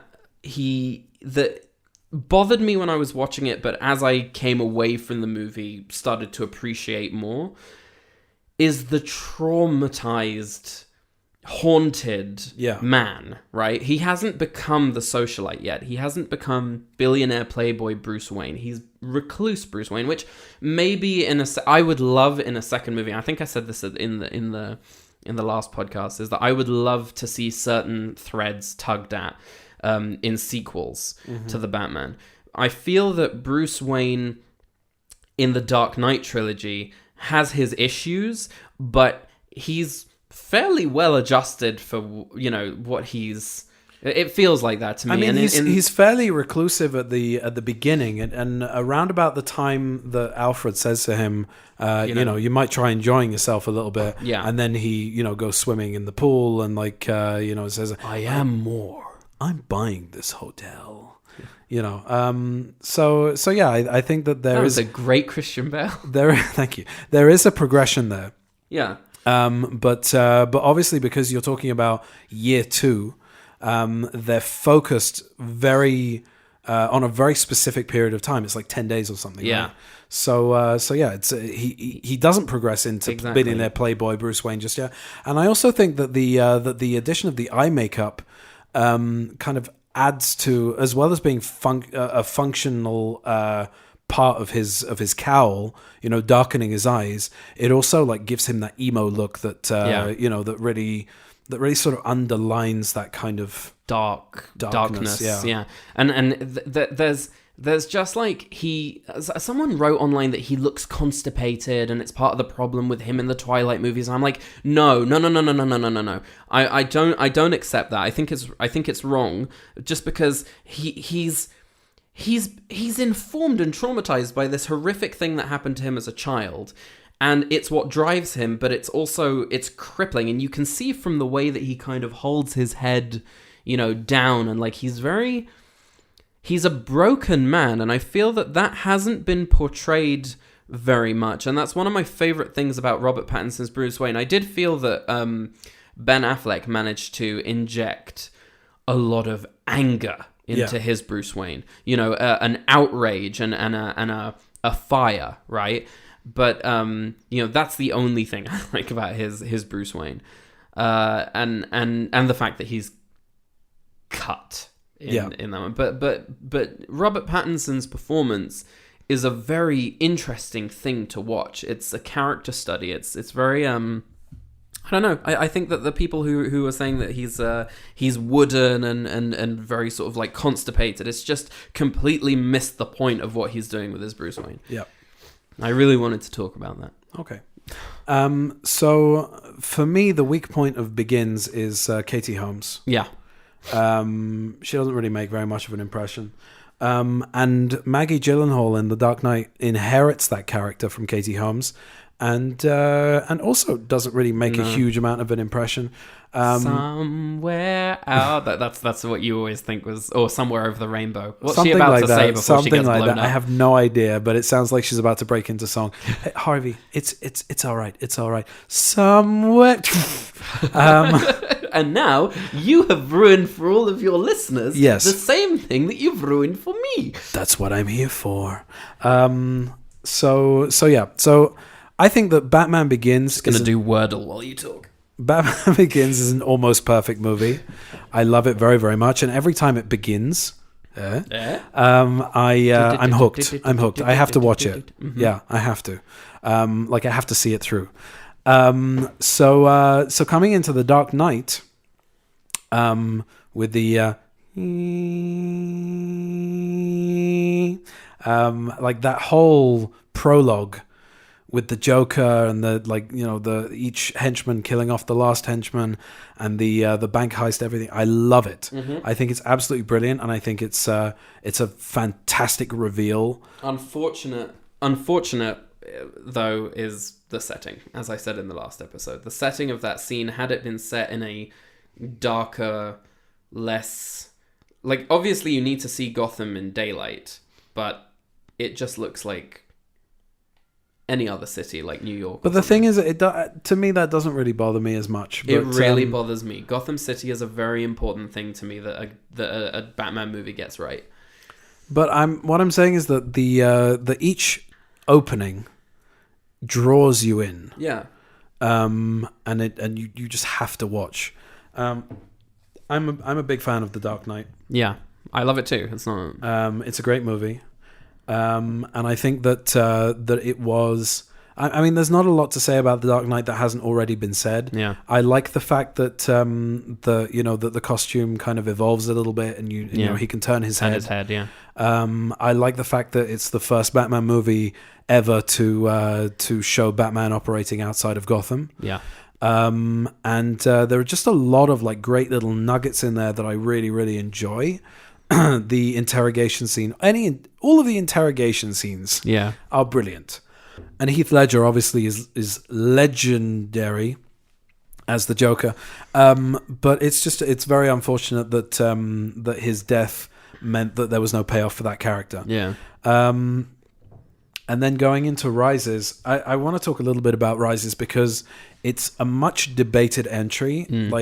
To me, my personal feeling is that it does keep to the quality of the other two movies, and it's a very entertaining film, and I really enjoy it.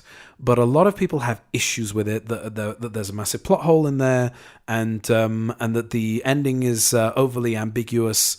And if it's a happy ending, which Michael Caine has stated categorically that's what's written in the script, he's sitting there, they're sitting there, they look at each other. It's because people have seen Inception and they're like, right. Is it a dream? Is it all a dream? They're like, it's Christopher Nolan. Maybe it's not real and it's all a dream. And the Bane voice that people have an issue with. And it would be extremely painful. You're a big guy. For you. So yeah, there's. You think darkness is your ally? I was born in it, molded by it. I'm just putting a glass on my mouth. I personally really like Tom Hardy as Bane. And, I have no problem with The Dark Knight Rises. I don't know what's up everybody's bum. I enjoy the movie as a whole. My favorite scene in the movie, I think, is Anne Hathaway's moment as Catwoman when she starts screaming for help, and then she sort of switches, walks away. Calmly. I do like her Catwoman. I said I love her Selena Kyle. I'm not a fan of her as Catwoman. Right. Because that's her being Selena Kyle. I really like how she goes up to that conversation she has with Bruce Wayne about, that you could all live so large and leave so little for the rest of us. It's a great, great moment. Yeah. Trying to evoke the Michelle Pfeiffer dance party moment there. So I really enjoy Rises, and we've talked about The Batman in the previous episode, but I wanted to talk to you now about your ranking. How would you rank these movies? I've written mine down here.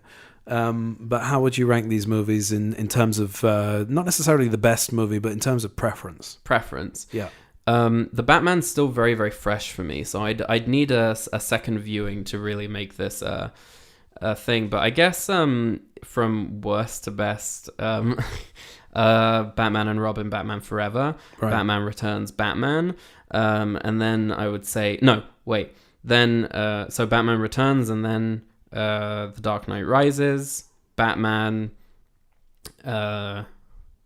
Let's see, then The Dark Knight, Batman Begins. So Batman Begins is your number one. Yeah. So mine is... And the thing is that The Batman and Batman Begins are kind of like neck and neck for me at the moment in terms of, just Batman experience. Okay, so mine is very similar but slightly different. All right, go on. So I've written the other two. Right. So that's Forever and Robin at the bottom here. Cute story. Our mother took me to see Batman and Robin at the Bellevue Cinema in Edgware, and we got to the top of the stairs after we'd bought our tickets, and the usher sort of was supposed to take your tickets and rip them off and let you in. So he looked at us and he said, "Batman and Robin," and without missing a beat, wonderful Babs said, "Do we look like Batman and Robin?" Of course he did. Yep. Oh no! You've never heard that before? That's legendary. I've never heard that story. That's legendary. I've never heard that story. Okay, so we've got Batman and Robin and Batman Forever at the bottom of the barrel. Returns. Mother, you are hysterical. Yeah. Go on. Returns. Okay. Okay, then Batman. Mm-hmm. Then Rises. Then Begins.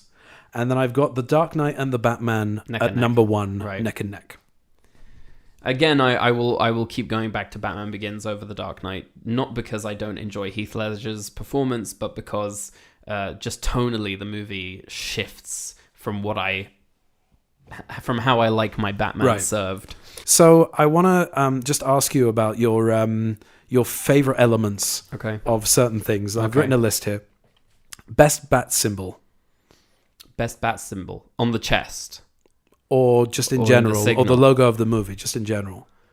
So I guess it would be the Batman from the Tim Burton Batman, because it's so sort of, it's like the most recognizable for me and iconic. And if I were doodling it, I'd be able to doodle that really well. Right. But I really like the functionality of the bat symbol on the chest in the Batman, how he can take it out of his chest and use it as a sort of knife, right? Which is really cool. I thought that was supposed to be a gun, like it was the gun that killed his parents or something, or was that just a rumor? What, he melted down the gun and turned it into a bat? No, symbol? I thought that he'd sort of broken it apart and and put it on his chest as like a reminder of his. If that's true, brilliant. But that wasn't in the movie. No, there wasn't in the movie, but that was a rumor when the batsuit was first revealed. So I like that idea, but he takes it off his chest and uses it to sort of cut a rope at some point. It's really cool. So that's my favorite bat symbol, as well as the original 1989 bat symbol. Your best suit. Best suit. From Arkham Knight. From the game. It's my favorite. Just first of all, for several reasons. As a 3D artist, it's extremely difficult to make armor plates slide over each other in such a realistic way. Not only do they do it in the sort of reveal that I described to you in the last episode, of like how he puts it on and all the pieces slide, but those pieces also slide over each other when he's running in gameplay as well, and that's extremely hard to do, and it's very functional. And one of my favorite things about it is that before you start playing with that batsuit, it does an overview of what all the Wayne Tech functionalities are of the suit, and that's really, really, really cool to me. Okay. Nerd! Yeah. So my best suit is from the 1989 Batman, but the Batman suit is really cool. I love the cowl. I love the flat nose. The collar that leads into the cape. The Dracula collar. Yeah. Very cool. Best Batmobile. Oh, 89. I think. I like the look of 89. I don't know. The Tumblr's really cool. The Tumblr's really cool, yeah. The Tumbler is actually the inspiration for the Batmobile of the Arkham Knight game, which is also to finally be able to have that complete Batman experience of calling the Batmobile to wherever you are and then tearing around the city with the flames coming out of it is a really cool experience. So I guess 89 just because of how long. Yeah, I would go one better, and I'd say animated series. Oh yeah. Yeah, I love that. It's very Art Deco. The whole design of that show is Art Deco. I really like that. It's really cool. Okay, best Bruce Wayne. Ooh, as I said, probably a neck and neck between Christian Bale and I like Robert Pattinson's Bruce Wayne. I think I can really answer this properly as his Bruce Wayne progresses in future movies. I'd really love to see character development there. I definitely think that's yeah. Okay, so I'm going to say Christian Bale. Christian Bale. I think he's my favorite Bruce because they've completed his story. And yeah, you can and see he's it as also a whole.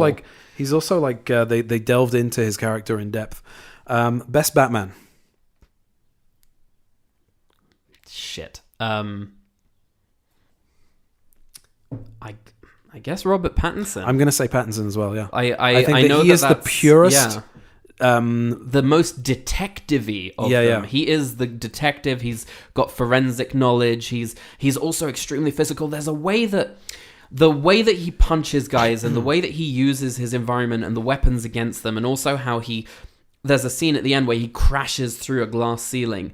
Like, you can crash through a glass ceiling or you can crash through a glass ceiling, and he fucking lands on a guy and it's like this explosion of shards of glass everywhere. Very cool. Like that's my favorite Batman, I think. Okay. Best Bat voice. Batman Begins, I think. Okay. I'm going to say Pattinson. Yeah? Because I like the more subtle tones. It's much more subtle, yeah. So I guess I'll go with you on that one. Now that you've said that, yeah, right. I'll go with you on that one. Pattinson, our bats. Okay. Best Alfred. That's a hard one. It's a very hard one, but I've got mine. I think the Alfred of the animated series is maybe my favorite Alfred, just because of how he sounds and how he looks and how he engages with Batman. But I guess we'll see what yours is. Michael Caine. Oh, Michael Caine? Yep, absolutely. I think that their relationship is brilliant, and I did bloody tell you, didn't I? Yeah, it's his accent that throws it off for me, though. I don't know. I think that Andy Serkis we didn't talk about Andy Serkis in the last episode, but his Alfred is much more Cockney than... Yeah, it's whatever. It's probably... All right, Bruce, what you doing there, love? What's going on? Yeah. Don't put those tights on. Yeah. Your best Bat villain. It's a really tough one. I'm going to need a minute. What's yours? I don't know. I think I'm going to have to tie the two Jokers. What, Jack Nicholson and Heath Ledger? Heath Ledger? Yeah. But aside from the fact that they're two completely different... Are you talking about from different movies or just in general, who's my favorite Bat villain? I don't know. You know what? Answer it the way you want to answer it. The Joker is my favorite Bat villain, as obvious as that sounds. Right. Because everybody's going to say that. But the Mark Hamill iteration? But the Mark Hamill iteration. Okay. All right. That's good. Thank you. I'm glad you approve. No. It's a good answer, I'm saying. Thank you. Best Jim Gordon. I saw the signal. No. The animated series. Okay. Favorite Jim Gordon. He's very very active, very action oriented. He trusts Batman. You can definitely... Yeah. So I'll acknowledge that and say that I agree with you, but Jeffrey for the Wright. Movies, I'm going to give the edge to Jeffrey Wright. I was going to say, if you even wanted though Gary me to answer Oldman, the movies... Yeah, even though Gary Oldman is wonderful in everything he does. I mean, there's that meme that says, imagine that... you went about your day and you had your coffee in the morning, blah blah blah, and then somebody yelled cut and you were Gary Oldman playing a role the entire time. That's how good of an actor he is. Yeah. So yeah, that's I agree. I think he's a great Jim Gordon, but the edge has to go to Jeffrey Wright. I think that they're a great duo, the two of them. Yeah, they have a really good 1-2 sort of thing going on there, and I want to see that relationship explored, and I'm sure that the answer will change as time goes by. Right, and there's one more here. Just one more thing before you move on is that the reason that I really like the animated series Jim Gordon so much is because Batman actually calls him Jim. Right. There's an acknowledgement of first name, like he's friends with him. He doesn't say Commissioner or anything like that. He's like Jim Gordon in The Laughing Fish says to him, do you think he's gone for good this time? And he says, believe me, Jim, I wish it were true, but deep inside I doubt it. It's the way he says, believe me, Jim, I wish it were true. It's a very sort of personal relationship that they have, even though he doesn't know who he is, but I think he does. Go on. Okay, so the final one is best parents' death scene. Because it has been realized at least 3 or 4 times in film. At least 6. More? In film and in animated series. So let's go through it. Animated series. Yeah, we've seen that several times in different episodes. We've seen it in Batman. Forever. Batman Forever. Begins. Yeah. And Batman v Superman. Yeah, and also we've seen it in what's it called? Year 1 adaptation. Mm-hmm. I believe that we saw a hint of it in The Killing Joke. If I'm not in The Killing Joke, Mask of the Phantasm. No, it's not in Mask of the Phantasm, but there's one where we see the parents' death in one of the animated movies. In one of the animated movies that came out, we definitely saw the parents' death again. There's at least 7, at least. Right. Okay. And also, that's not counting the Scarecrow sequence in the games where you basically play through it like you get gassed, and you turn into a young Bruce Wayne walking through the asylum hallways, and as you walk down this never-ending hallway, it becomes the alleyway, right. And he sort of collapses on the ground next to their bodies, and there's a very sort of traumatic sequence where you walk into a morgue and their bodies come out of body bags. They're like, you didn't save us, Bruce. It's really traumatic. Like, great adaptation of that. My favorite one from movies and whatnot, I guess Batman Begins, even though there's like the whole very long, I don't like the kids acting at all, the young Bruce Wayne, but I do love how Thomas Wayne handles the situation, how he's like, it's fine, it's all right. He's trying to diffuse the situation, but it looks like maybe it's gonna end fine because he's so calm, right? But he dies anyway.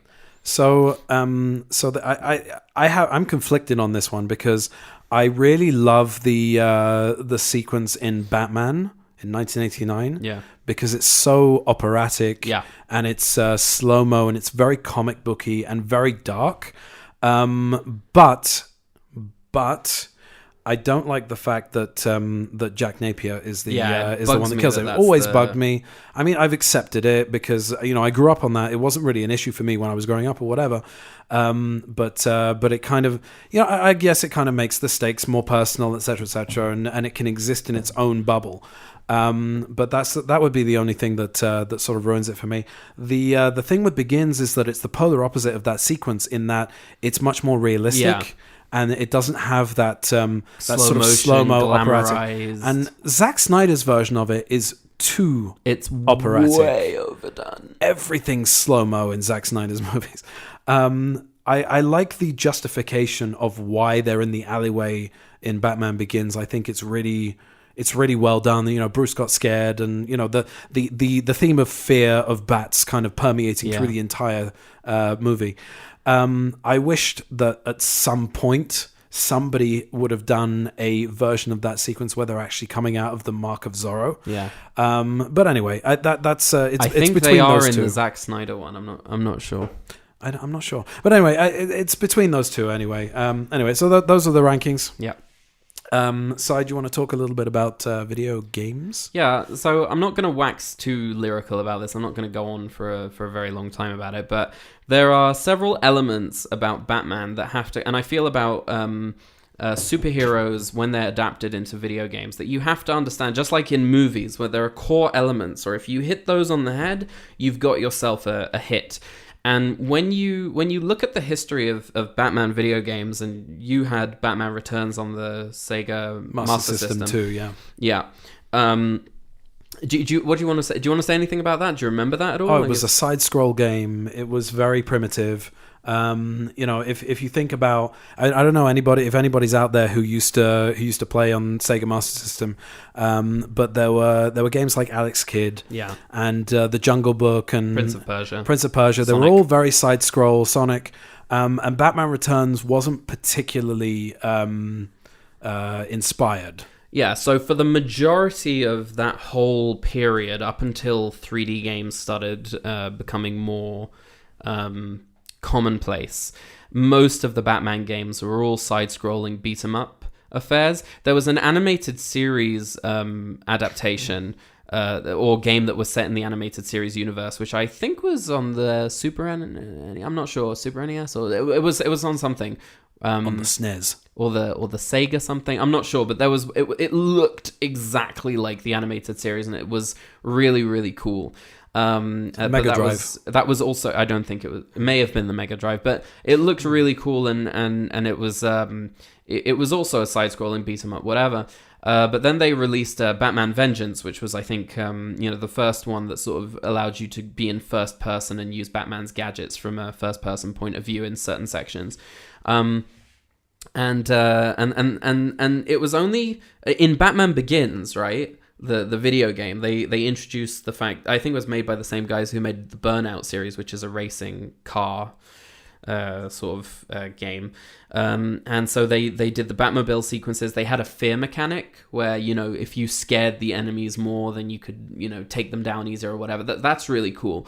But it still sort of fell flat. It was a movie tie-in that didn't go very well. And then Batman Arkham Asylum comes out, and here you've got this kind of die-hard thing where you're locked in the asylum with these bad guys, and they're locked up with me, sort of thing. And it's not just one man, damn it, it's sorrow. But there's there are several mechanics here that really, really work. You've got the grappling hook, you've got the gliding cape, you've got stealth, you've got this thing where you can hide in the rafters and swoop down and pull them up and take them down one by one. And the more enemies start realizing that they're being picked off, you can see their heart rate, you can see their fear levels when you use the cowl's sort of X-ray vision, as it were. Detective mode, it's called.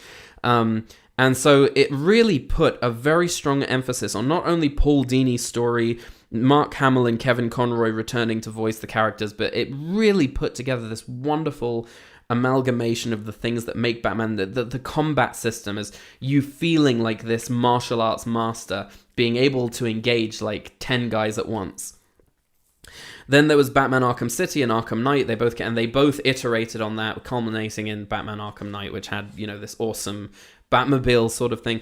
So what I wanted to say about the Batman video games is that there was a long time, and I feel like this connects to the movie's trajectory as well. There was a long, long time where developers didn't get it. Like, they didn't know what the mix was, right?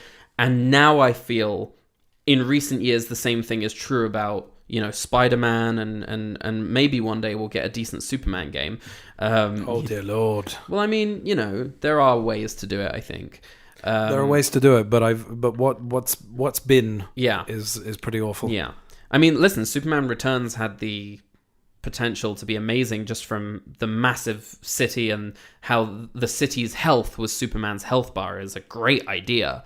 If it had only been executed better and there was more stuff to do in this massive city and, it wasn't shite, would have been wonderful. But anyway, as someone who knows exactly how hard it is to make a game, I try not to, but it was shite. But anyway, I'm just saying that with Batman video games, there was a long time where they didn't know what those ingredients were, and now they do. And there's a game coming out called Suicide Squad Kill the Justice League, which is where you're actually now playing as... the tagline is, don't be a hero. And I'm really interested to see how it turns it on its head, and you're now pitted against these heroes. I'm really interested to see that, so... that was all I had to say about video games. I know that there's not much for you to say because you haven't really played the video games, and that they interest you a little less. But I have seen some of the cutscenes. I've seen some of the gameplay. Yeah. Again, more or less what the Batman does is like distilling all of that good stuff from the graphic novels that you don't normally see represented in audio visual mediums such as animation or movies or TV, going as far as it possibly can in terms of the horror, in terms of the darkness and the very dark, tortured very psyche. gritty. And that's what you want to see as a Batman fan, I think. Yeah, and especially if you're someone who enjoys playing video games and you want to feel like there's always that selling. What is a game doing? It's selling you a fantasy, much like a movie is. When a game sells you a fantasy and it does it right, and also those detective elements, like as the games went on, you were able to reconstruct crime scenes using his detective vision and sort of piecing together, and scrubbing through the footage and, finding clues and then putting more footage together. That's a really simple but very effective and immersive mechanic. So I just, if you haven't played the Arkham games, I really recommend that you try it out. If you're a gamer and you like Batman, shame if you don't. It's a shame if you not. That sounded like I'm blaming you. It's a shame if you don't check those out. I want to pay a quick visit to Trivia Corner before we wrap this up. Mm-hmm. So I'm going to choose one piece of trivia from each Batman movie from the 4 pages of notes I have here. Oh, my. And we'll see if there's anything here that you didn't know. So join me in Trivia Corner. So I don't know if you knew this, but Robin Williams was offered the role of Joker when Jack Nicholson hesitated.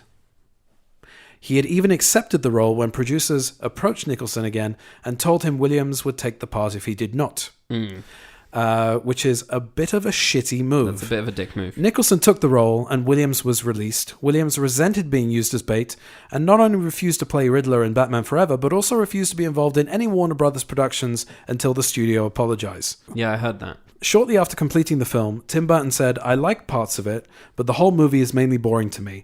It's okay, but it was more of a cultural phenomenon than a great movie." He also wasn't enthusiastic about how Prince's songs were used in the film, and as time has distanced him from the stressful production of the film, he's become more favorable of it. Interesting. Yeah. And another little tidbit was that Michael Keaton came up with the famous "I'm Batman" line. The line in the script was, I'm the Knight. I'm the Knight. Yeah. Batman Returns. In an interview for television, Stan Winston told a little anecdote about how his crew was collecting the mechanical penguins after a day's shoot and found one of the live penguins snuggled up asleep against a mechanical one. Oh, that's very cute. That's adorable. Yeah, that sounds like the end of it, though. That sounds like the end of a news show. Oh, back to you in the isn't that studio. Great? That's the kind of thing we like to see here on the morning show. Yeah. According to casting director Marion Doherty, Tim Burton was reportedly uncomfortable with casting Christopher Walken as Max Schreck. When she asked him why, he said, "Because that man scares the hell out of me." However, the decision must have ultimately grown on Burton, as Walken was cast again in Sleepy Hollow. He was also cast to play Brainiac in the aborted Superman Lives project. Nice. Yep. Forever. Jim Carrey's original idea to shave a question mark into his scalp had to be scratched as he was due in court to finalize his divorce. I heard that one too. Yep. The film marks the first appearance of Arkham Asylum in a live-action Batman film. Mm-hmm. I don't need to go into the whole thing about the nipples, do I? No. But that Schumacher wanted it to look like the statues of the ancient gods of Greece. Batman and Robin. Most of the scenes with Batgirl were cut because Alicia Silverstone had gained a few pounds during production and the wardrobe team had to refit her costume. When the press discovered the news, they slammed Silverstone's weight gain and mocked the actress for being too fat to fit in her costume. Director Joel Schumacher publicly defended Silverstone during interviews and press meetings, joking, "What is this girl's big sin, that she ate some pizza?" When the taunting continued, Schumacher lashed out at the reporters that taunted her. He said in a magazine interview, "It was horrible. I thought it was very cruel. She was a teenager who gained a few pounds, like all of us do at certain times. I would confront female journalists and I'd say, with so many young people suffering from anorexia and bulimia, why are you crucifying this girl?" I remember that. That is horrific. Yeah, I didn't know remember about that. George Clooney has been known to refund people who saw this film.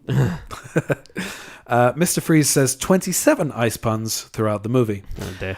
Kevin Feige, the president of Marvel Studios, yes, Kevin Feige, the president of Marvel Studios, has called Batman and Robin the most important comic book movie ever made because its catastrophic failure forced major comic book companies and film studios to rethink how they presented comic book based media. Batman Begins. When Christian Bale and Liam Neeson were fighting on the frozen lake, they could hear the ice cracking beneath their feet. The next day, the lake had completely melted. Yeah. Oh my god. The language used by Ken Watanabe is neither Japanese nor Tibetan, nor in fact any known language at all. It's supposedly some gibberish he said he made up himself for the role, though the subtitles list it as Urdu. Okay. Christian Bale got headaches from the cowl and would use them to get into character. He says they made him fierce and impatient. Okay. I didn't know that. The Dark Knight. Here's a good one. When filming in Chicago, Wanted was the neighboring production. Morgan Freeman worked concurrently on both movies. At one point, Wanted comic book writer Mark Miller visited the set, but without permission. Oh. The security and Lauren Shuler Donner, who visited the set at the time, caught Miller sitting on the Batpod. Miller was escorted away from set. Baller. Yeah, The Dark Knight Rises. Anne Hathaway has revealed that during her audition, she thought she was auditioning for the Joker's on-again, off-again girlfriend/partner in crime, Harley Quinn. It was only after she had a discussion with Christopher Nolan that she found out she was auditioning for Catwoman. Now, apparently, she has a Harley Quinn voice, and she refuses to do it, which is interesting. Really mean, because I would love to have heard that. In 2019, Christian Bale revealed that sometime after the third film was released, Warner Brothers approached him to make a fourth film. Although he said he would be delighted, he would only accept if Christopher Nolan was involved as director. Obviously, as Nolan had closed off the trilogy, he rejected the offer and the project wasn't continued. Cool. Here's an interesting little tidbit. In 2017, during his inauguration speech, former US President Donald Trump quoted part of Bane's Blackgate prison speech. He quoted the line, "To you, the people." This caused much amusement as several people compared his political agenda for the United States as that of Bane's Gotham. It was ill-advised, wasn't it? Yeah. And this last little bit of trivia, I've already mentioned. It's that Michael Caine has categorically confirmed that the ending of Dark Knight Rises is completely and utterly unambiguous, and the people are reading too much into it. That was Trivia Corner. Wow. That was quick. What a long episode. A very long episode. Thank you very much for sticking with us. We hope that you enjoyed this delving Who are you deeply. talking to? Anyone who was listening died of old age before we got to the end of this one. We hope that you enjoyed this deep dive into everything and anything Batman. And obviously there's way too much to cover in one episode. There's so much more out there. And if you couldn't tell before, we love our Batman. We do like us some Batman, don't we, Donner? Yep. We have yet to decide what we're doing next week. But if you want to give us, leave us a comment. Maybe we'll do a poll that I will lock this time. And we hope you enjoyed this episode. Join us again. Thank you very much for joining us. Bye. Bye.